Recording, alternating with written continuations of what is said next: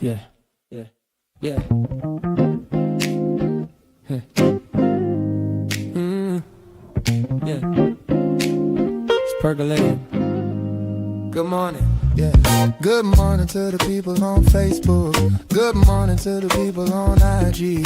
Good morning to the people on the YouTube. Good morning to the people on LinkedIn and Twitter too. Java. Percolating. Get a vibe, stay ready. Truth in the cup, keep it strong, keep it steady. Pull up a chair, yeah. Take a sip with me. Good morning, good people. Java with Jimmy. Good morning. Good morning. Yeah, the love percolating. Love percolating. Java with Jimmy. Good morning. Good morning. Good morning. Yeah, yeah, yeah. Good morning. Yeah, the love percolating.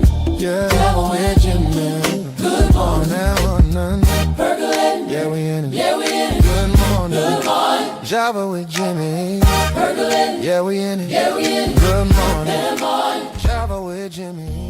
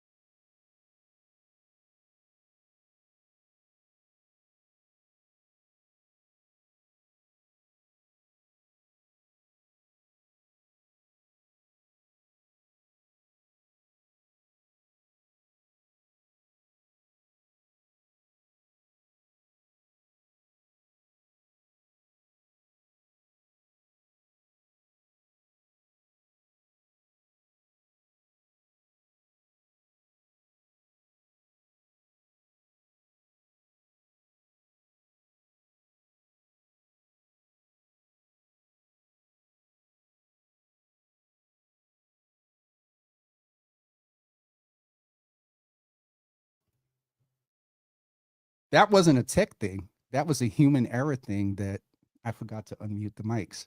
Um, my guest has me nervous this morning. No, seriously, we have a new setup. And so I just want to make sure that you all can hear me. Can you hear me now? Let me know if you can hear me. We'll be good to go. Okay. I think we're good. Can some you were quick to tell me you could. Okay. Jenny, we're good. All right. Before we get started with our guest this morning, some of you may have seen online, some of you may have been friends of this young lady, and we'll talk more about it next week. But Yini Matos, who was one of the first B girls, she started with Artists for Humanity. Some of you may remember many years ago, I had this youth program called Save the Youth Ministries.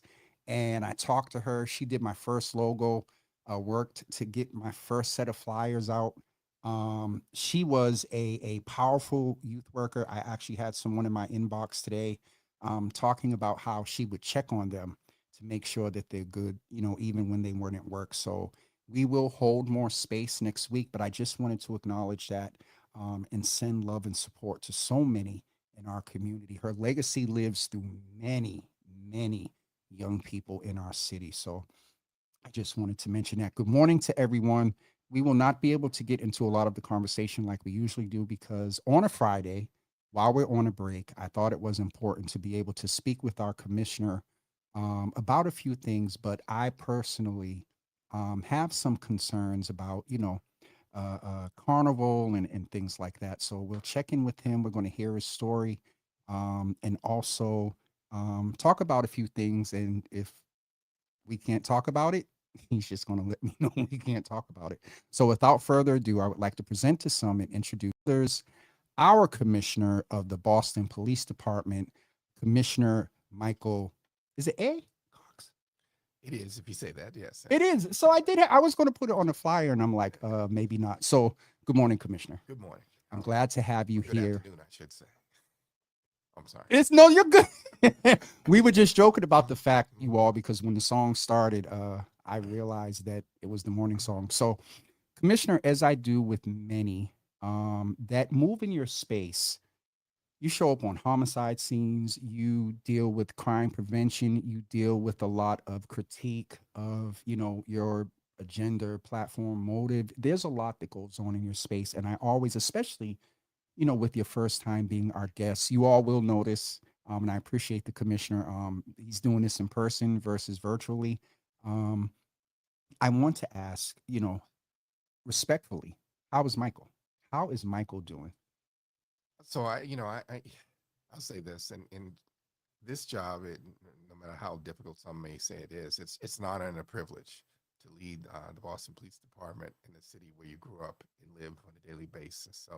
So regardless of the hours or some of the things we might have to go through, as long as I consider it an honor and a privilege, I'll be doing it. And more importantly, understanding that this is a service position. So this is a dream job in a lot of ways where you get to serve at the highest level. So I'm doing okay as long as people still think that I'm doing a decent job, and more importantly, if the mayor thinks I'm doing a good job, and the residents of the city think that we're doing a good job. So if all those things are going well, I'm good.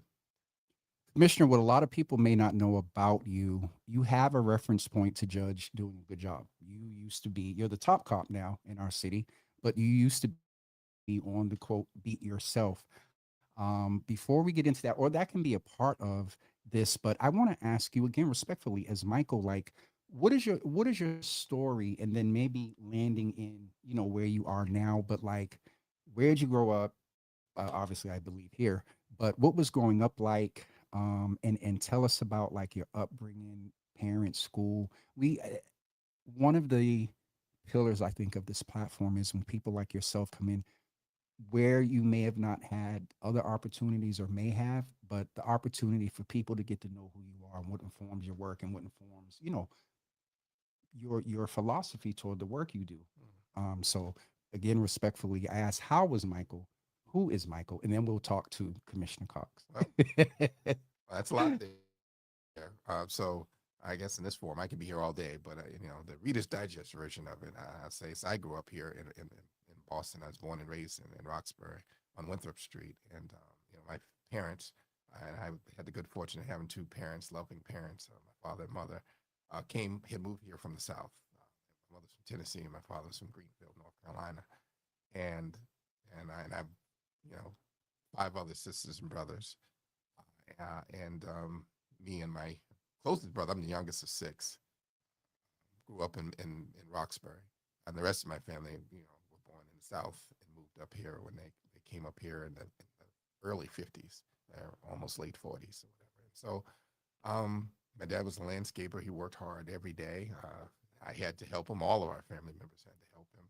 So hard work was something I think that was instilled in me early on. Mhm. When I say physical labor, landscaping, digging holes, cutting grass, things of that nature. And my mother was a wire and solderer. She worked for Raytheon out in Waltham. If you ever seen some of those movies of the early age when they had the women who used to get the widgets or whatever, they worked in the background, like trying to make sure that whether it's through soldering, stuff sewing, Mhm. stitching of components inside a radio. Like what we would relate now to like motherboards and stuff. Yes, Putting, yep, correct, absolutely. correct. Yep. That's right.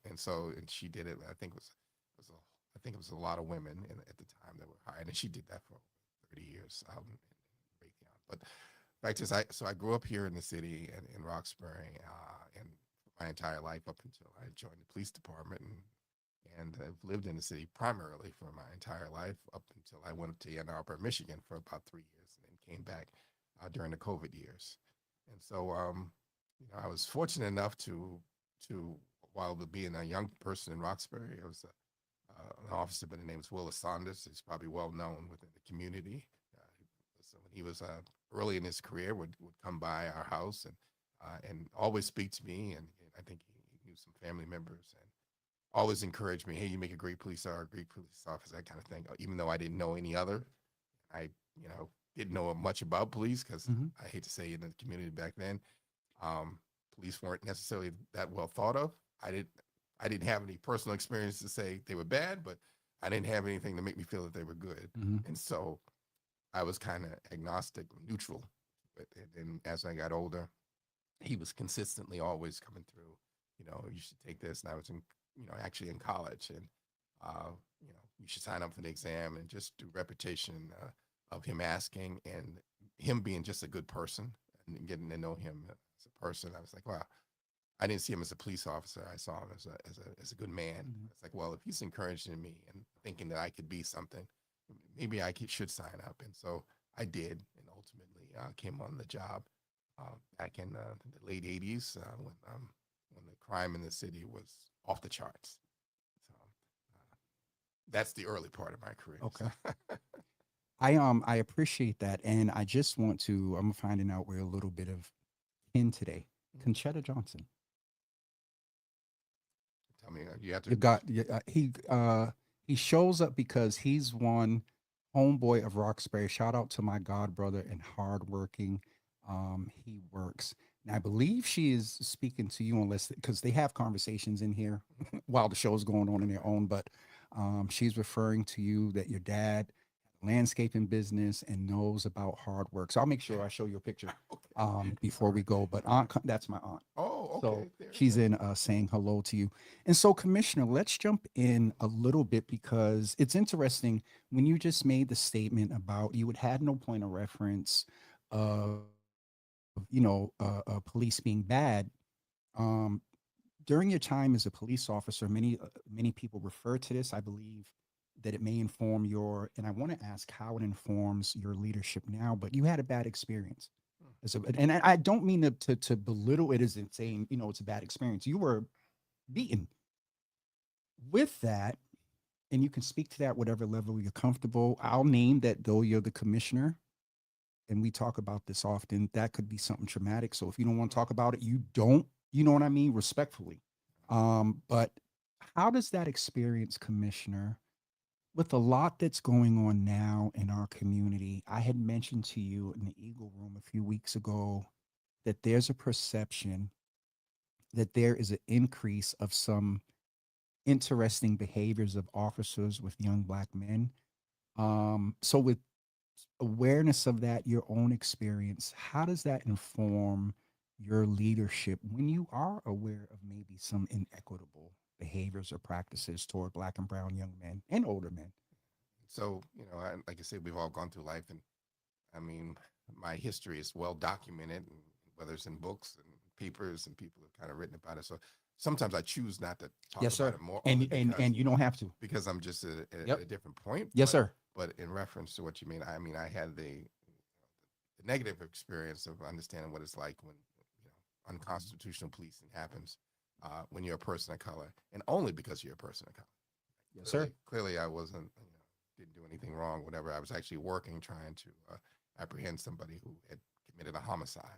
And because I was in plain clothes, they couldn't differentiate between me, a police officer working, and the person who, or persons who were the culprits of it. And so that experience, and the things that bloomed from it certainly shaped who I am today and who, as a person and certainly as a law enforcement official that I ended up being, because I was a patrolman when that happened. And then much later on, I was promoted, and multiple promotions later. And so that lived experience, as far as what I'm doing today, when I first came on, I said that I think it's important that if you understand that almost anything can happen, you're going to lead in a way to make sure that none of those things can happen. Like sometimes people presume it's like, well, bad things happen, but that was just a one-off. That was just, a sort of bad luck. Mm-hmm. What we did learn is you have to be intentional to make sure that you talk about all the bad that can happen to make sure, and only good happens sometimes. And I don't mean just live in a bad space, Mhm. but just certainly explain to people that intention. People have to understand, what they're here for. This is a Mhm. service. They have to be trained well. They have to understand the community in which they work, who they are, their culture, and all the things associated with that. So mistakes don't happen because of miscommunication or something of that nature. You don't perceive someone as a gang member when they wear a certain color because of their religion, or there's things you have to understand, and the only way you can understand that is actually, and go back to community policing, being not engaged in the community, but being part of that community and getting to understand those communities. And when you do that, not only do you build trust, you build an understanding that helps you do your job so much better, Mhm. to keep those bad things from happening. I appreciate that, and thank you. As much as you were saying you didn't want to talk about it, you did name it, and I think my audience community hearing directly from you about that and how it informs is important. Um, one a little bit of a one off from that when you talk about being a part of the community in the community. One of the things that the mayor has mentioned is that in the last, I believe, class we had largest diversity in languages and things like that. You referenced your point of not having a lot of positive familiarity early on with being law enforcement. With where we are now, excuse me, I think even though some people use it politically, are we at a lower number of officers? Do you need more officers? And then how important is it? And I think in these times too, Commissioner, where it may not be the most favorable desired career for some, do we need more officers? And then what would you say to young people, maybe some older people that may want to switch their career if they can make it through the physicality of the academy, about being from community and being a part of law enforcement? Yeah. So, excellent question. I'd say this, that certainly after the COVID era, and not just law enforcement, I'd say almost every industry. I don't know where people are working, but whether it's the medical field, certainly law enforcement, there's a lot of people that those industries are Hmm. in need of people to do the work, and that there seems to be less people out there. And so, part of the issue as a department, we've been about the same size, give or take, maybe, between, I don't know, 50 to 100 officers for a long period of time, about maybe, 10, 15 years. We had a lot of people lose, but we do all we can to try to recruit Hmm. the next batch.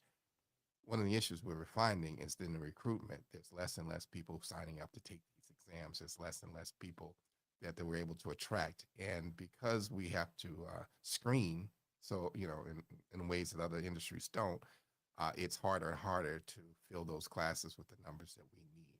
And so, sometimes you hear people make reference, oh, we're down, some artificial number. I think City Council had a 1980 came out with something saying that it should be, I don't know, 1,600 officers. I mean, 2,600 officers or something like that.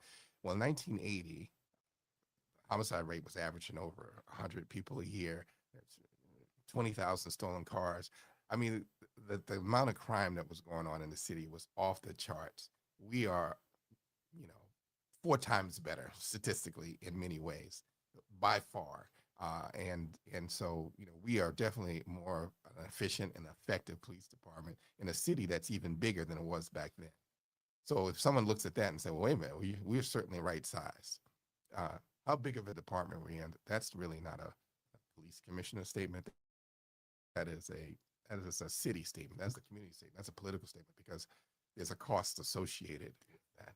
And as any city in town, do you want more schools? Do you want more police? Do you want more fire? Do you Right. want more street cleaning? It's a balancing act. I will say this, that usually you start off with your crime data. Right. And as far as that's concerned, and this is something you've heard, in comparison to every major city in America, we are doing quite well and have been certainly the last 4 years, exceptionally well in comparison to other folks. And so, that's not for me to ask. What it is for me to do. What we do have, the officers need to understand what we're here for, Yep. what we're here to serve. uh, the policing, how we should be policing in our communities. Can I redirect or extract a different Yeah. piece of that? Because I wanted to allow you the opportunity for young people, for anyone that's considering that for whatever reason of some perceptions of law enforcement, what would you say directly to them about having that desire and then being from community? What's the impact on the force if you have a candidate like that? It's tremendous. I mean, just even for me, when I came a long time ago, I went out into the community. I was embraced. I was like, oh, thank goodness, people were victimized in some way, Hmm. but yet Hmm. they were identified. Like, thank God you're here. I can tell you about it. I feel as though I can tell you about it just because I identify with you in that way. Um, the city's different. It's way more diverse than what Yeah. it was before, and we need that diversity to show up in our police department for us to do our job appropriately, to make sure that we understand the cultural needs, differences in each section that we actually police and service. And so, if you want to make a difference, and I think when I say young people, that's just younger Hmm. generation, I believe that they do want to serve and give back to society in multiple ways. I'm telling you, there's no better way to do it, or one of the better ways, than to do this profession because you get to influence and help so many different people, um, you know, in their darkest days, in some ways, to help them out of that. And the fact is that in the world that we live in, public safety it's needed. It's one of the necessities in life, like food and shelter. People need to feel safe, and so it's important for people who look like the community we serve to be there in those communities to help people not only be safe but feel safe because they know that their police force is reflective of them. I was going to say, I was going to call you your boss's title. Um, you mentioned it in the earlier comment, and thank you for also speaking to the community about that relevance of being from community. Going, even if you take it from a perspective of you want to change the system, you got to go win it. I'm gonna buy Yeah. any means necessary if it's going to have a positive output for a community. Thank you for that. One of the other things, I mean, Commissioner, I have the data. I have the data right here that talks about what the numbers were and what they are now. And just to go back, you said you came in around COVID. So let's give it 2020. And that year, homicides were at 56, 21, 2021 40, and 22 40. I will say that as we are naming numbers, these are people and lives. But I'm making a point here. In 23 37, in 24 24, interesting, in 24 24, and then in 25 31. I'm curious to what the numbers by the end of 26 are going to look like based on some things that we're seeing. I bring this up, Commissioner, and you said it as well, and the data is there, and you were in the room. A lot of the community had informed the mayor that while the numbers are what they are, that safety that you talk about from community that law enforcement can help bring, a lot of people aren't feeling that though we have this. What do you say to where the numbers are low, but where the numbers are still active, and in some cases, and if you correct me if I'm wrong, maybe increasing in pockets, what do you say to community that don't feel safe and don't have the experience of the safest city, in Yeah. America? Well, so I didn't say that safe as I I said know, safe as I know dangerous. you didn't, but it's in the context of that day that we, Yeah. had that 'Cause conversation. And thank you for the clarity, sir. No, no, but it's important you mentioned that. So, a little like so we were supposed to deal with not only crime but fear of crime. One of the ways that crime is reflected is in the stats. Yes. Yeah. Yeah. Yeah. Those are Yep. numbers. Those are pure numbers. That tells you what goes on. Can you real quick tell us part one because people hear that if it's quick for you. Yeah, part one crime is a list of statistics that judge, how, basically how you're doing in crime. They have part one and part two. Okay. And part one usually covers like, homicide, robberies, aggravated assaults, domestic violence, Okay. auto theft, rape. Those are the categories of part one. And then that's when we were talking about stats. That's Okay. when we're looking at a list of those incidents. And then, you compare it to yourself, the previous years, or you compare it to other parts of the country in general. And so when I was talking about, crime, stats will tell you the data, like Hmm. that is factual. Yeah. Yeah. And then we talk about fear of crime, which is something totally different, sometimes not connected to the actual facts. It's perception sometimes. And it's important because we're supposed to deal with both. Right? If you're on the street that something's happened, and that's the only thing that ever happened all year, Sir. that's all you remember. Yes, sir. Right? Yep. Okay? And so statistically, you're like, well, there's only one incident that ever happened all year. It's, It's incident. but to that person, to that family, to that street, that was a big deal. So, there's trauma involved, and therefore it's been etched in their brain. That's all they remember over and over and over. Mhm.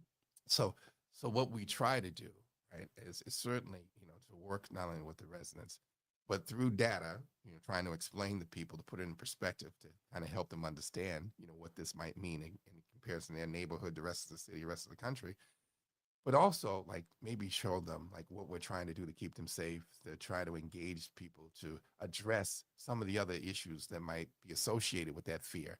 Like, it's really dark in that I don't want to walk down that street. Okay, well, we'll talk to the city. We're making some lights up there to make you feel better around that, to help address some of these things.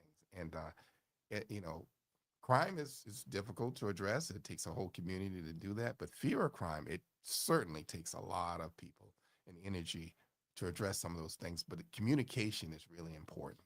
Right? It's extremely important around that. And messaging is important. And so sometimes, you can be in a place that has no issues going on, but we live in such a world where, social media, you can see what's going on in Russia.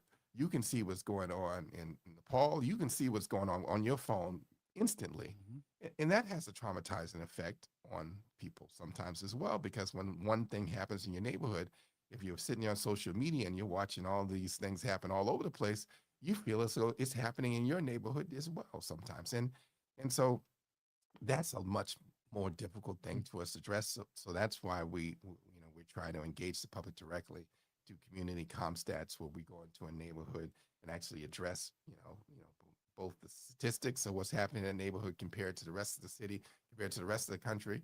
Talk about what we're doing, to try to keep people safe, try to provide them some information on how they can stay safe, how they cannot be defrauded, like ways in which that, if there's some trends, to let them know what they are so they can feel informed, right? And take the power back where, you know what, I feel informed. Like, this stuff might be going on, but I know kind of what to do or who to call or who to talk to. And I know that there's stuff going on to try to address some of those things. And so, and it's not just us, it's, it's a team, a partnership of a lot of folks to help us address some of these things. And so, we deal with a lot, but what I find that's more challenging is sometimes when I would start to say there are people that, and I want to say cry wolf, but sensationalizing, for the purpose of attention. And that's troubling, like, because, there's enough people that are fearful for real reasons. You don't want to make them afraid for not. And so one of the things I've actually even heard before is like making reference to things like we wanted to go back to another era.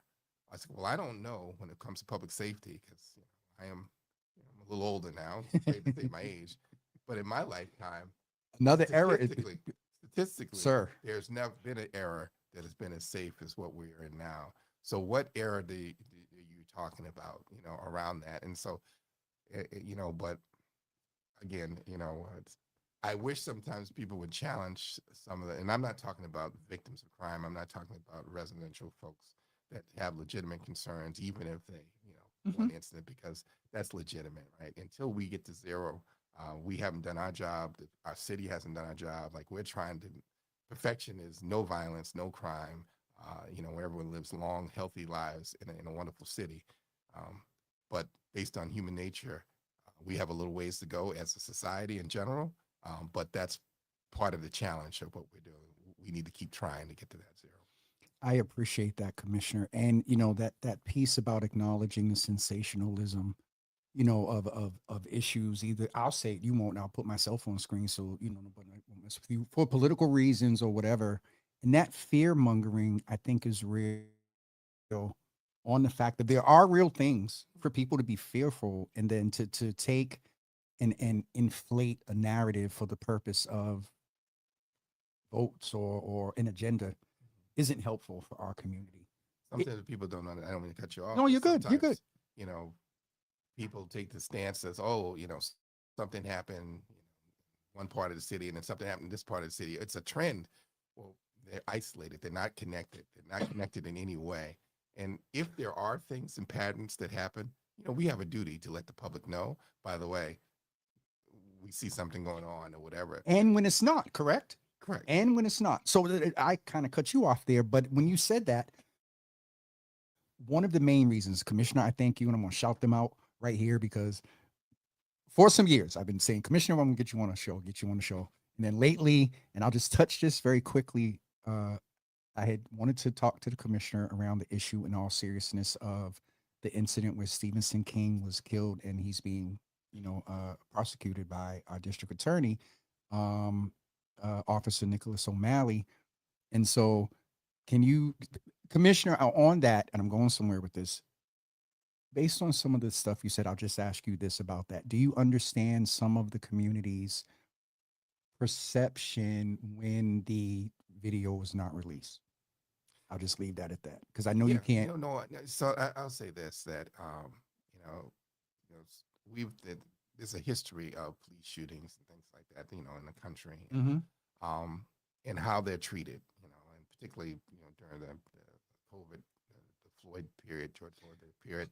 There's this thing like, there's a video that comes out, what's going to happen, and then nothing happens. Like the officer's not even charged or what have you. In this particular case, right, so I can't really speak to the actual prosecution because it's going to go on and people are innocent until proven guilty Yes, sir. in the court of law. Yep. And that's the system in which we work. So, that, I'm not going to indulge or, comment on that, but I will say this. People are used to needing to show me all this video and stuff because at the end of the day, nothing happens. In this particular case, there's actually, the DA who's brought forth the charge. It's now in the criminal justice system. There's a lot happening. Right? So the officer gets to defend itself. The prosecution has to, prosecute and prove its case. It's going to be open to the public. Like that's a form where, all of this stuff comes out with explanation, detail, things of that nature. And there's no more transparency than that. Sometimes when things come out, in advance of a case, it influences people, bad or good, in advance. Boston is only so big. You have to get jurors that are untainted, of your peers and that are untainted, things of that nature. And so I think even the court themselves have decided, the judge, that it would taint that for the video to be released. That's not why I didn't release the video. We didn't release the video. Wait, I'm hearing something from you. Had the power as well as the DA to release. It was both of you. So and I didn't mean to go deep. I just wanted clarity on that. That's all. So the district attorney, when it comes to homicide within the Suffolk County, is the lead person for that. So he determines not only as a case brought forward, but who investigates the case. So that's the district attorney. Yep. So we are law enforcement. We work in conjunction with the district attorney. We don't do cases on our own. That's his right. Yes, court. So yes, it is. This is not a case where I'm going to do something, release something, and say whatever to the DA, because it's about prosecution. It's a team. Like they need our investigators. They need the investigation. We're our team to do these things. And so, without his say whatever an agreement on the most heinous high profile charge that there is. I mean, that is how that works. So, people talk a lot about, body cameras. So we release body camera footage. We have an exception. Exception is if there's an active investigation. Yes, sir. And so this is no different. And then the DA, says for the purpose of the case, he doesn't want to release it. So it's as simple as that. But the fact is, it will be released. It's not going to be hidden. A lot of other cities and towns, again, things might be released very quickly, but then there's no accountability around that. In this particular case, there's going to be all the transparency and accountability that anybody could ask for in that trial. And that's the goal. Sometimes people misplace the goal. So, if clarify it again for the people in the back, what's the goal again, Commissioner? The goal is accountability. Okay. Right. Yep. And so it's not, let me show and release and whatever, get this all out now, and then nothing happens.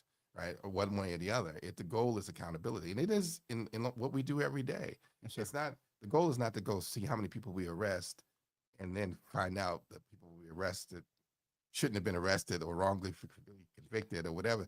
The goal is, someone commits a crime, to hold that person responsible for their actions, right? And then in the criminal justice system does that. We're just the first part of it, right? We investigate it.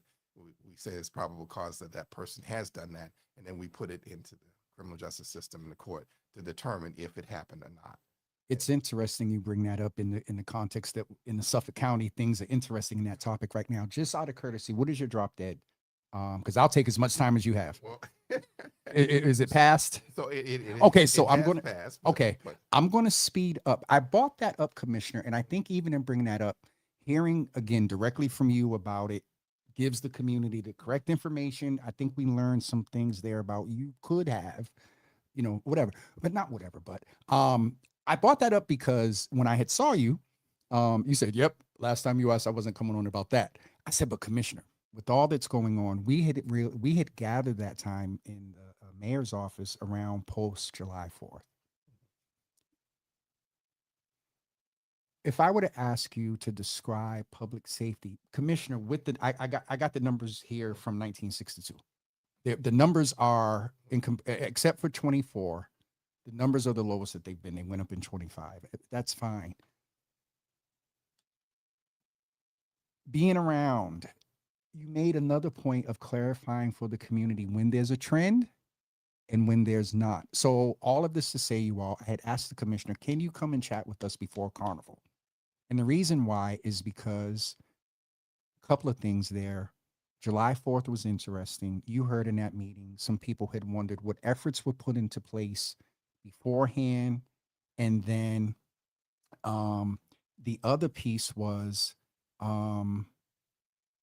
where you said demystifying untruths. A lot of people, because of the timing of these incidents, they associate the violence that happens during the time of Carnival with Carnival. So, two questions there, and I'll let you go. I guess the first one is, can you give clarity by your data of late? Is it related to Carnival? And then the other piece is, please let us know what efforts are being put into place by BPD, and then also what the community can further do to support and help that. Because those are two key central. I mean, Carnival's already kind of started this week. It's already in play. And anything you want to say about tomorrow? Road closures are interesting. yeah, so obviously Circuit Drive cutting through Franklin Park, from Shattuck Hospital to Franklin, it's Yeah, closed. that's a It's given. starting Yeah, Friday. The Old Road will be closed. Talbot Avenue, they'll be closed, I think, starting today. Cutting through, other than for residents only. There's quite a few road closures, and if you go to bpdnews.com, they'll have a list of all the road closures impacted by that. Because I know you're getting late in your showtime here, but Carnival's a wonderful cultural event. It's a large event that a lot of people come together.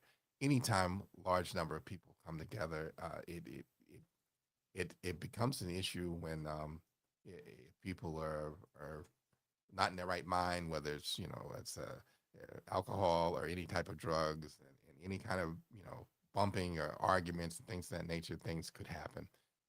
Carnival itself has not presented really that the parade route has not presented that challenge. The morning Gervais, had, when it was more in on Talbot Avenue in the city. Once we moved it to Franklin Park, it's been less so. You talk about things associated with it.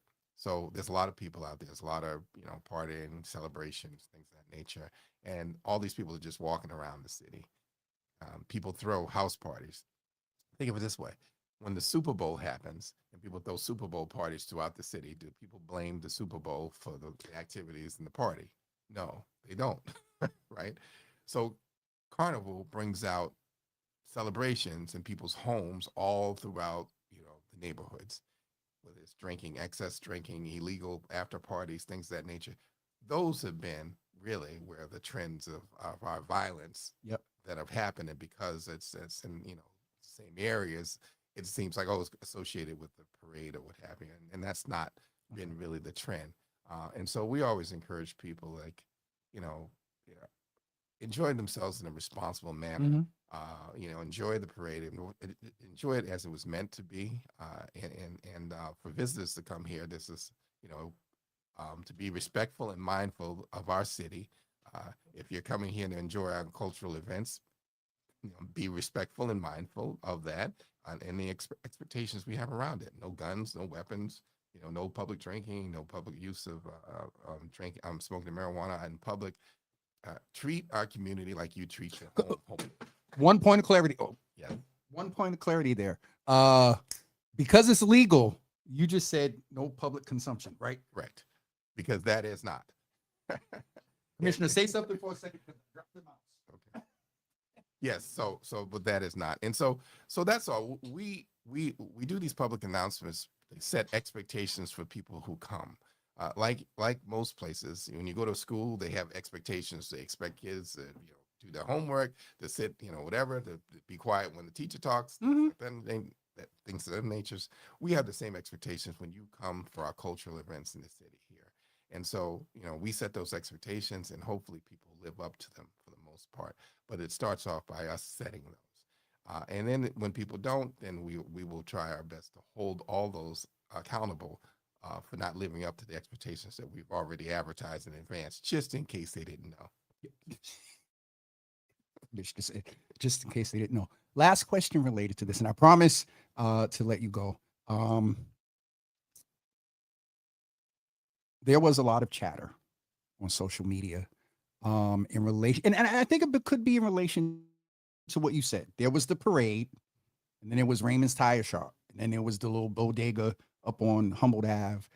Some people observed what was, and Commissioner, even I looked one day and I was like, well, I see blue and white lights. Are they just letting it go on? Some people perceive that what they saw post parade, to your point, with the Dominican festival, as a the accountability might be different for Carnival. Can I frame it like that? No, so I would say the accountability is the same for all the events that go on. It just becomes like we have to prioritize, what's going on sometimes, right? And so big events, long days, whatever the deal is, sometimes we have to prioritize, Did you see the footage? No, so You do. I'll get it to you. I didn't see the footage, but I did not see the footage at all. But I did hear, certainly from residents that, around loud music, things that nature, Yes, that went on, and the quality of life issues, which are concerning, right, in general. And that's why these large events is so important that people behave well, because the fact is the future of these events depend on people behaving well and being held accountable for that good behavior, right? And because if it doesn't, maybe the future of some of these events might lessen. And that's something people should understand. And just of all events. So this is a point that, brother, and I know you may have probably seen him or noticed him, Brother Curtis Rollins. He makes a valid point. Are these same questions asked for the parade in March over in Southeast? Yeah. And there's been a lot of but if you sometimes people, history, people sometimes don't always remember. We do the same announcements about expectations. I know the South Boston community is saying, hey, don't treat our neighborhood like a public toilet. They make all kind of statements beforehand about the young people and drinking and the arrests associated with it. And so the challenge of large public events where a lot of folks come from all over is making sure people understand what's expected, and then us holding them accountable for it. So if we're going to have them, then we need to make sure people understand what's expected and live up to that, around that. And so and that's our challenge, but we're going to try our best every day to make sure that our city has culturally significant events, that they're done well, that people are safe, and that we all work together to make Boston the best city it can be. Commissioner, thank you. I really appreciate this. I got the signal that we got to get you out of here. Would you ever run for office? Never. You was ready for that one. Folks, I'm gonna let the commissioner go. And please plan to join us on Tuesday at 10 a.m. we have confirmed candidate, former U.S. Attorney and former District Attorney Rachel Rollins, incumbent Senator Nick Collins, and also candidate for the first Suffolk, Latoya Gale. I'm waiting to get confirmation from Mr. Hayden's office. And then at 12 noon, we will speak with Ayanna Presley. And then on Wednesday morning at 10 a.m., we will speak with Conan Harris. And then on Thursday at 12:30 p.m., we will be live from WGBH. So that is our lineup for next week. And Commissioner, again, thank you. And we will see everyone on Tuesday at 10 a.m. with hopefully all four of our candidates in the two. Well, 66% of our district attorney candidates and 100% of our first commissioner. Let me get you off the screen. And all of our candidates for first Suffolk district. Thank you.